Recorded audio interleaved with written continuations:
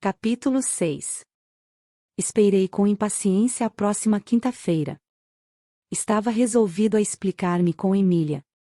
Durante o princípio da noite, conservei-me sentado na varanda, mas via, por um espelho fronteiro à porta, Dona Leocádia e a sobrinha em seu lugar do costume, a um canto do salão. Depois do chá realizou-se o que eu esperava, ficou vaga uma cadeira entre ambas, ocupei-a logo. Emília estremeceu, voltou-se toda para falar a outra moça, que lhe ficava à esquerda, senti que sua cadeira se afastava da minha por um movimento imperceptível. Dona Emília, disse de modo que me atendesse. Ela olhou-me. Desejo fazer-lhe um pedido. Não me respondeu, mas uma ligeira inflexão do rosto parecia indicar-me que se dispunha a ouvir. Diga-me, Dona Emília, se alguma vez involuntariamente a ofendi, para que lhe suplique meu perdão? Mas creio antes que tive a infelicidade, e não a culpa, de desagradar-lhe. Se isso é verdade, farei que a minha presença não a importune mais.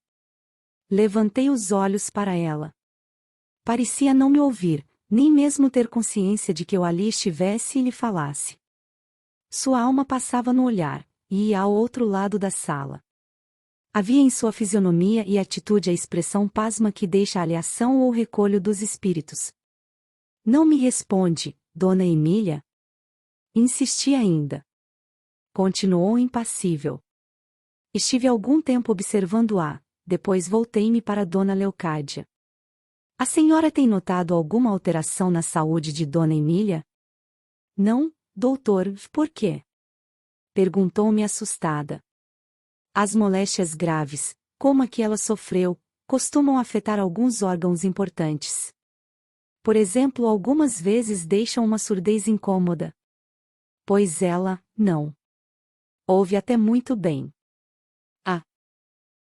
Pouco me pareceu o contrário. Emília ergueu-se. Também a mim me parecia que o senhor doutor Amaral era míope, mas agora conheço que enxerga muito e longe. A senhora ouviu? Desculpe. Cuidei que estava distraída. Enganou-se ainda desta vez. Disse-me e afastou-se. Uma das alusões de Emília, eu tinha compreendido perfeitamente. Ela me qualificava de míope por não ter percebido logo quanto eu a importunava. Que sentido, porém, tinham aquelas outras palavras enxerga muito e longe? Devia ter breve a explicação. Julinha estava ao piano, conversávamos. A voz dessa menina tinha não sei que de bom e mavioso, que penetrava o coração de suaves eflúvios. Era quase sempre ela quem me aplacava as cóleras suscitadas pelos motejos da Duartezinha. Esta passeava na sala pelo braço de um moço de 20 anos, ridículo arremedo de homem, que a moda transformará num elegante boneco. Emília, na sua fria e incisiva ironia, retratava-o com um monossílabo.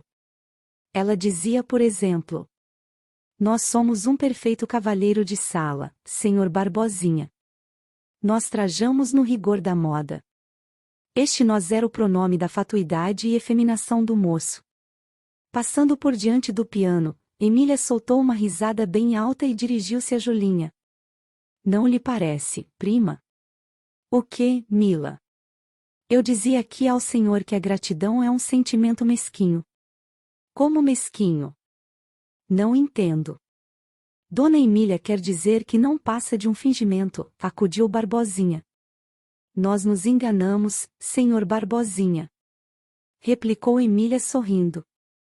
Eu digo, prima, que isso de gratidão não é um sentimento nobre e elevado, pelo menos eu nunca desejaria inspirá-lo a alguém. Por que razão, prima? Pois não, Julinha. Pode haver nada menos generoso e mais ridículo do que um indivíduo, porque prestou um serviço, mesmo que salvasse a vida a alguém, arrogar-se uma certa superioridade sobre o outro e julgar-se com direito a tudo, a estima e a amizade de uma pessoa? Não é uma espécie de humilhação que se impõe àqueles que não pediram, nem desejavam seus favores, e talvez os podiam pagar. Emília falava com uma natural volubilidade, como se estivera conversando de coisas indiferentes. Seu lábio desfolhava, de envolta com as palavras, breves e finos. Sorrisos, que eram como os espíritos maus de suas palavras. Eu a escutava de parte, sentindo os dardos do escárnio que ela me atirava de revés. De repente vi passar-lhe pelos olhos vivo e súbito lampejo. E alguns há desses generosos, continuou ela, que não perdem ocasião de lembrar o benefício feito, com receio de que o possam esquecer. Se não é uma infelicidade, parece uma. Eu vi clara e distinta a palavra especulação na boca de Emília, e estava de pé, alheio de mim, antes que ela a pronunciasse. Que ia eu fazer? Que podia eu, contra o insulto de uma mulher, e ali no meio de uma sala? Nada. Erguera-me por esse movimento involuntário e misterioso que nos momentos solenes erige a estatura do homem, como a expansão natural de sua força e dignidade. Sentados parece que nos curvamos à injúria, e a deixamos pesar sobre nossa cabeça.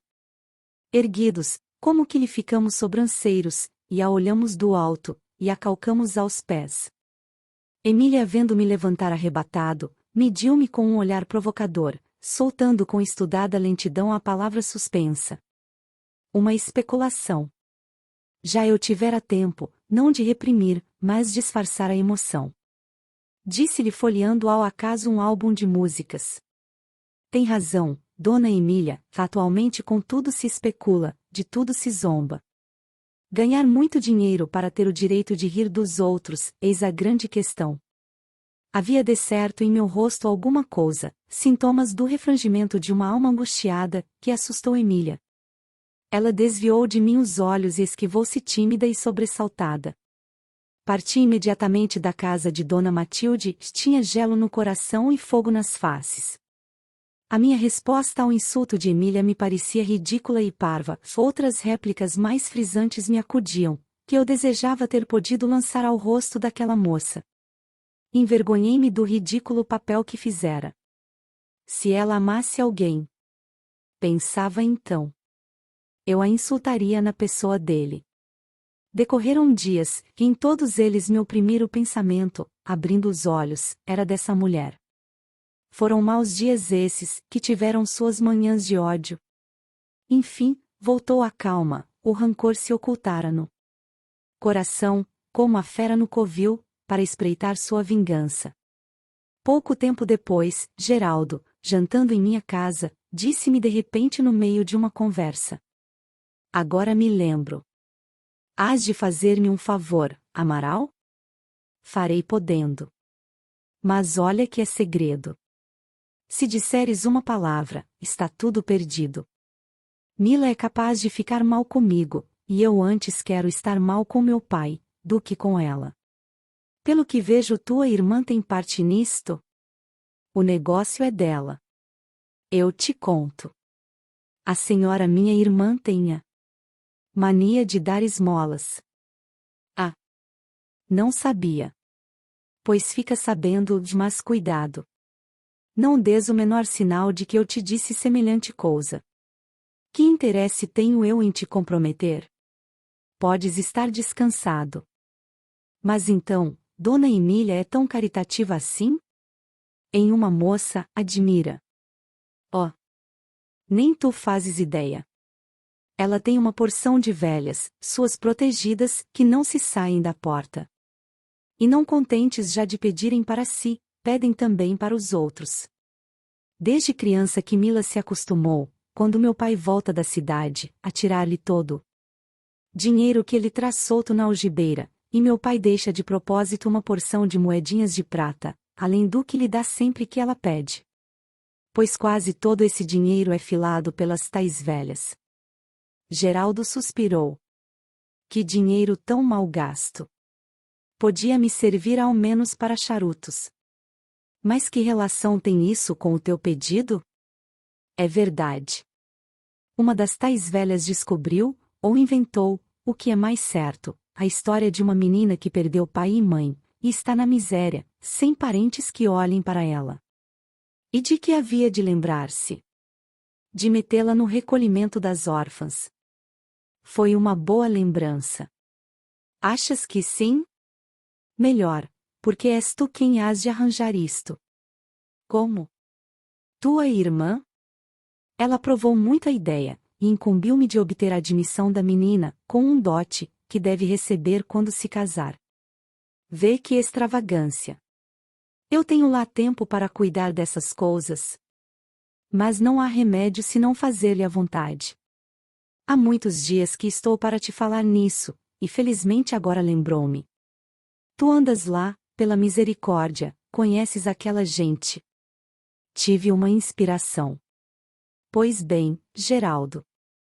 Fica ao meu cuidado. Prometes então arranjar o negócio? Dou-te a minha palavra, e quase te posso assegurar que é coisa feita. Muito bem, mas que seja logo. Mila não me deixa, e eu não sei já que desculpas invente. Amanhã mesmo tratarei disso. Como se chama a menina? Homem. Se queres que te diga, não sei. Mila deu-me um papel, que eu nem abri. Deve estar no bolso do meu redingote. Pois isso é indispensável, assim como a idade, filiação. Eu vou para casa, e te mando o papel hoje mesmo. Esperei até a noite com febril impaciência. Geraldo não cumpriu a promessa, mas no dia seguinte por volta de 1 hora ele apareceu. Aqui tens. Disse-me tirando da carteira a nota. E adeus. Onde vais já? Não queres jantar? Hoje não. Vou jantar ao jardim, temos lá esta noite um pagodezinho sofrível.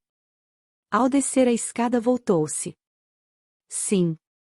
Eu prometi a Mila que o negócio não passaria desta semana. Vê se me deixas ficar mal. Vai descansado, respondi-lhe sorrindo. Reli a nota que Geraldo me havia dado. Era uma meia folha de pequeno velino, onde a mão de Emília traçara algumas linhas com elegante e fina escritura. Conservei este papel por muito tempo, creio que o queimei sem querer de envolta com outros. Nem já me lembro o nome da menina, que teve, sem o saber, uma influência rápida, mas decisiva na minha vida. Uma carta da mulher que eu amasse talvez não produzisse em mim a emoção que senti lendo aquelas palavras. Sorria de contentamento, e uma vez machuquei o papel aos lábios. Cuidei então que afagava-a.